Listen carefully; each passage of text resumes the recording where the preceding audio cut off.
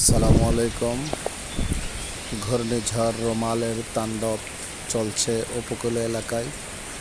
উপকূল থেকে প্রায় 700 কিলোমিটার দূরে ঝড়ের প্রভাব পড়েছে এমনিভাবে।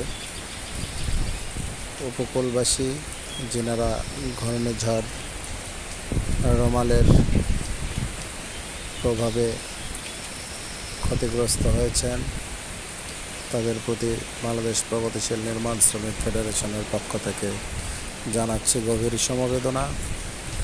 যিনারা প্রাণ হারিয়েছেন তাদের পরিবারে জানাচ্ছি গভীর শোক সমবেদনা এবং আল্লাহ তাআলা তাদের সকলকে জান্নাত নসিব করুন এই দোয়া করছি এবং দেশের সকল সামর্থ্যবান ব্যক্তিকে ক্ষতিগ্রস্তদের পাশে দাঁড়ানোর জন্য বিশেষভাবে অনুরোধ করছি।